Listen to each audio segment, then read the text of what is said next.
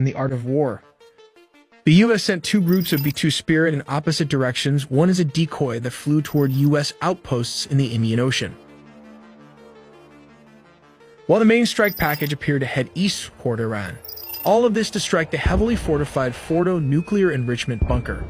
This facility is buried deep beneath a thick layer of rock, with its main chamber located approximately 200 meters from the tunnel entrance. The surrounding terrain begins with a gentle slope but becomes steep about 160 meters from the ridge, offering strong natural protection from aerial attacks. Just before the B-2s reached their target, a U.S. nuclear submarine launched a dozen cruise missiles aimed at various nuclear sites in Isfahan.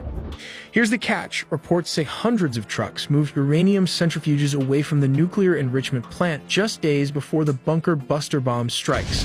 We'll also look at the B-2 Spirit secret stealth technology, more details all in the video ahead. The U.S. B-2 Spirit bombers strike on Iran's nuclear facilities, codenamed Operation Midnight Hammer. In the early hours of June 21, 2025, a large formation of B-2 bombers lifted off from Whiteman Air Force Base in Missouri under tight secrecy. What followed was a complex play of deception amongst the art of war. Immediately after takeoff, the strike package split into two separate groups. One group, serving as a decoy, flew westward over the Pacific, heading toward well-known U.S. outposts like Anderson Air Force Base in Guam or possibly Diego Garcia in the Indian Ocean. Meanwhile, the main attack group, consisting of 7 B-2 bombers armed with massive ordnance penetrator MOP bunker-busting bombs, flew eastward toward Iran. This move was designed to confuse the global flight trackers, news outlets, and even Iranian intelligence, drawing attention away from the real strike. Their mission: to strike Iran's most fortified nuclear sites at Fordo, Natanz, and Isfahan. The main force embarked on a grueling 18-hour mission, part of a nearly 37-hour round-trip journey spanning thousands of miles. To keep them airborne, the operation relied on a series of precisely timed mid-air refueling by KC-135 Stratotankers. These refueling missions, conducted in international airspace, were critical to the success of the operation. Just a small comparison, this aircraft fuel reserve can fill up 2,000 SUV truck.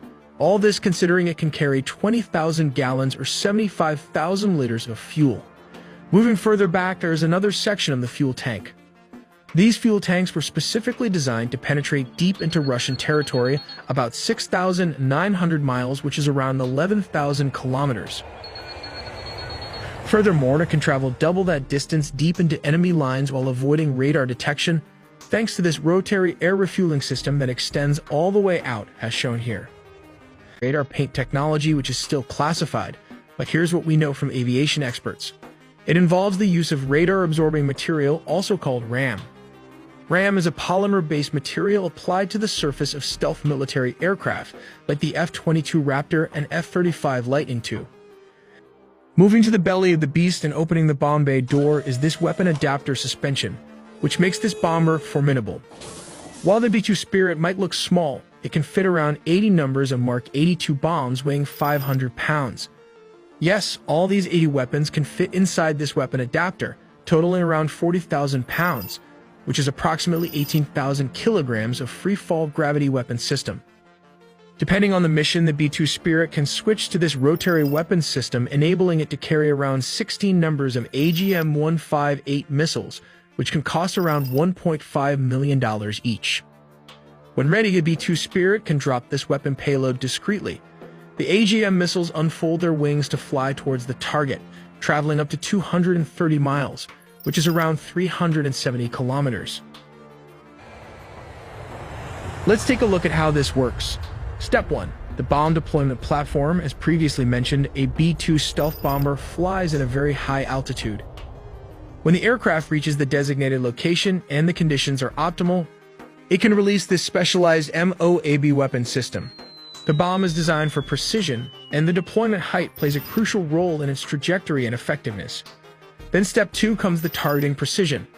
The bomb is outfitted with advanced guidance technology, including GPS and inertial navigation systems, which are military-grade satellites.